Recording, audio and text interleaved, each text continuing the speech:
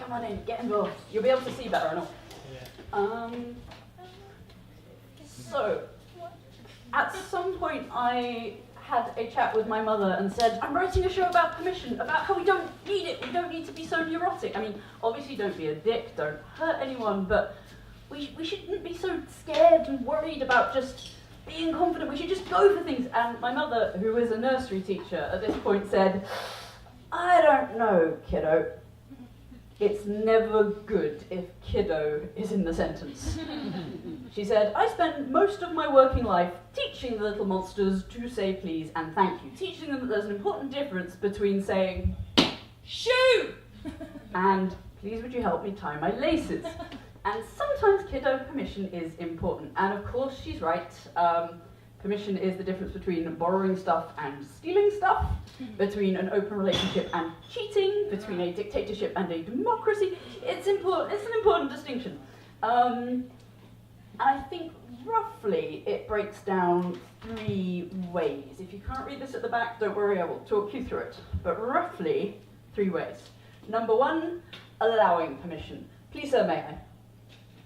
When you're a kid, this is going to be basically all of them because everyone has more power than you.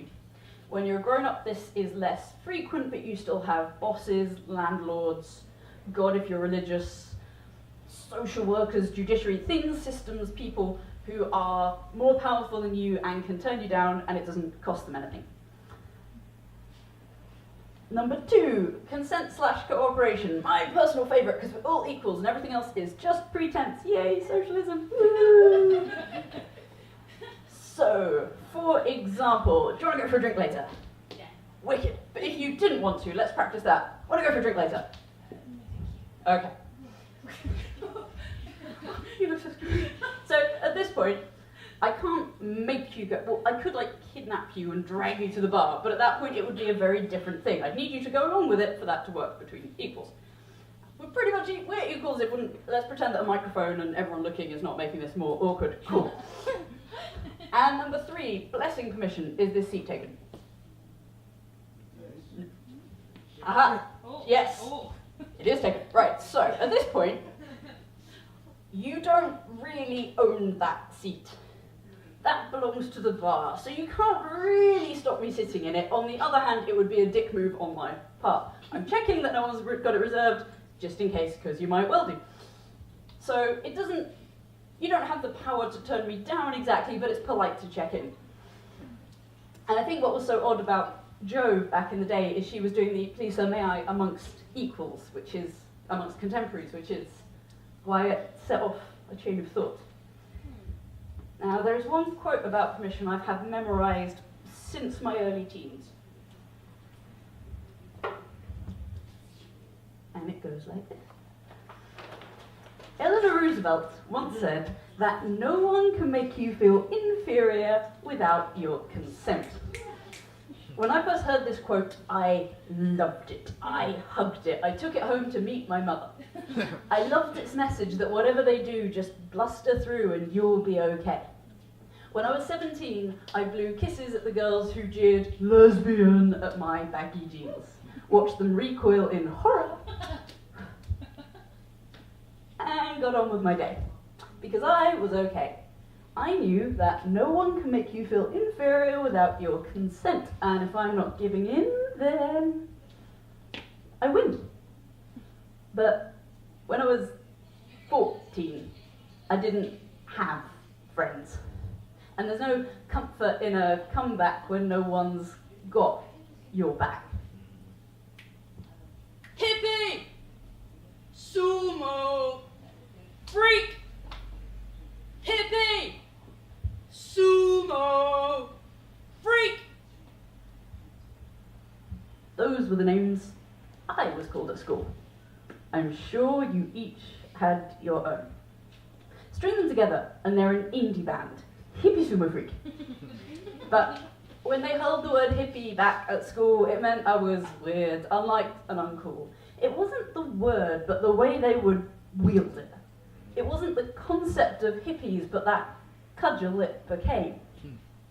Annie DeFranco once said, any tool is a weapon if you hold it right. And any description's an insult with enough disdain. It's not just the word, it's that intent to maim. To say, just don't take that, is to victim blame. A schoolyard can warp descriptions into curses. To a mean school kid, anything is fair game. Fat, thin, tall, short, black, white, boy, girl, any tool is a weapon if you hold it right. A bunch of flowers and a bottle of champagne would be shit if you were hit in the face with them.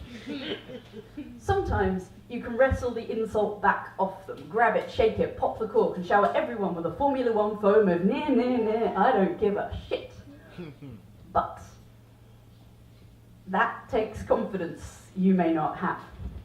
It's hard to be rubber and make them glue when their words already have hooks in you. You tell Hippie in her maroon school uniform, who's marooned every time they pick teams in PE or pick partners in class. You tell her not to consent to feeling inferior when the consensus is of 30 kids. She's always liked the least. You tell secondary school Sumo there, fighting back tears, picking gum from her hair, that she should not consent to that. But no one can make you feel inferior without your consent, so apparently we're giving them permission. And in one way, I was. Because I always answered back, trying to beat bullies with logic. What I was doing was handing over more ammunition every time, till someone showed me the line, held my hand and showed me how to draw it. When I was a freak at 15 in ruby red Doc Martens, a good witch took me under her wing and showed me I'd had all I needed all along. And all I had to do was click my heels 3 times and tell them to fuck off 3 times and say it like I meant it. Freak was what Alex always called me. Alex sat directly in front of me in Spanish and whirled around every lesson, coaxing me into conversation which was baited like a bear trap. To one lesson, I came in prepared. I'd done my homework on holding my ground, and every time Alex turned around, I stared him straight in the eye and told him calmly and clearly to drop dead.